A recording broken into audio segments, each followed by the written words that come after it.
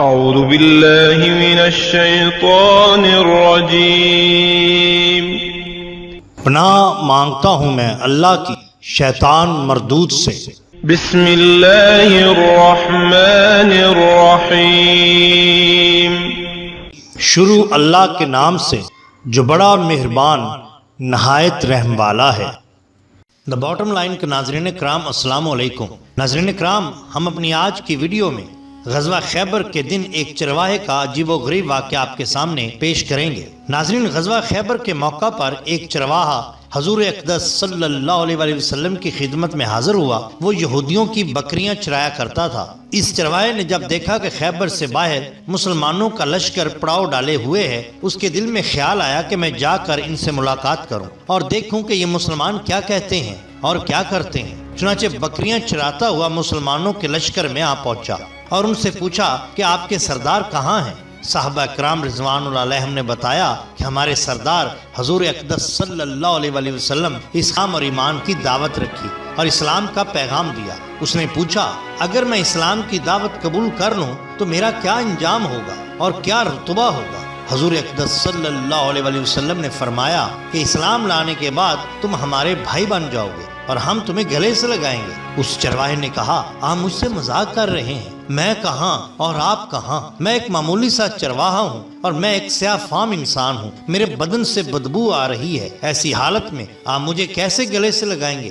حضور اقدس صلی اللہ علیہ وسلم نے فرمایا، ہم تمہیں ضرور گلے سے لگائیں گے اور تمہارے جسم کی سیاہی کو اللہ تعالیٰ تابانی سے بدل دیں گے اور اللہ تعالیٰ تمہارے جسم سے اٹھنے والی بدبو کو خوشبو سے تبدیل کر دیں گے۔ یہ باتیں سن کر وہ فوراً مسلمان ہوا اور کلمہ شہادت پڑھا۔ پھر حضور اقدس سے پوچھا، یا رسول اللہ صلی اللہ علیہ وسلم، اب میں کیا کروں؟ آپ نے فرمایا کہ تم ایک ایسے وقت پر ایمان لائے ہو کہ نہ تو اس وقت کسی نماز کا وقت ہے کہ تم سے نماز پڑھنے کو کہوں اور نہ ہی روزہ کا زمانہ ہے کہ تم کو روزے رکھواؤں۔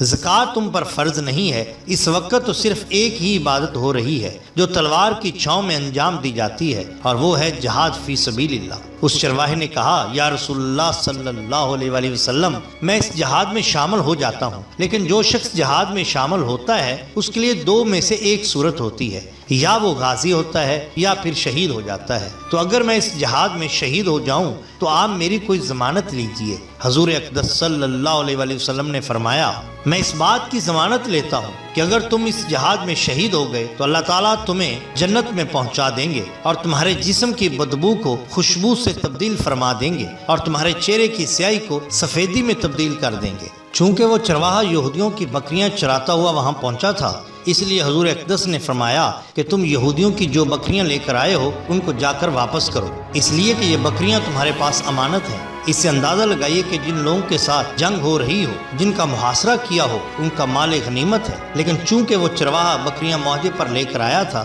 اس لیے آپ صلی اللہ علیہ وسلم نے حکم دیا کہ پہلے وہ بکریاں واپس کر کے آؤ، پھر آ کر جہاد میں شامل ہونا۔ چنانچہ اس چرواہے نے جا کر بکریاں واپس کی اور واپس آ کر جہاد میں شامل ہوا اور شہید ہو گیا۔ جب جنگ ختم ہوئی تو حضور اقدس لشکر کا جائزہ لینے کے لیے آئے۔ ایک جگہ آپ صلی اللہ علیہ وسلم نے دیکھا کہ صحابہ کرام کا مجمع اکٹھا ہے۔ جب آپ قریب پہنچے تو ان سے پوچھا کہ کیا بات ہے؟ صحابہ کرام نے فرمایا، جو لوگ جنگ میں شہید ہو گئے ہیں ان میں سے ایک آدمی ایسا بھی ہے کہ جس کو ہم میں سے کوئی نہیں پہچانتا۔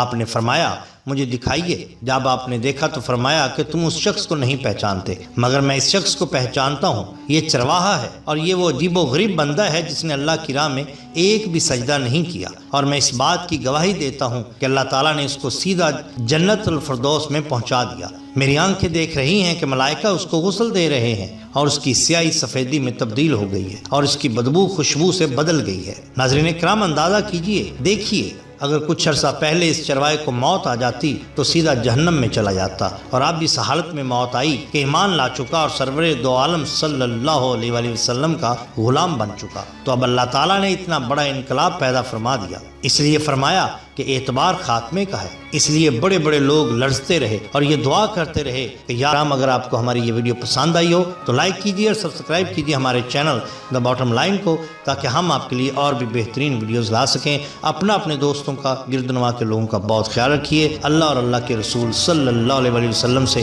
بہت بہت محبت کیجیے۔ آپ کا بہت شکریہ۔ اللہ حافظ۔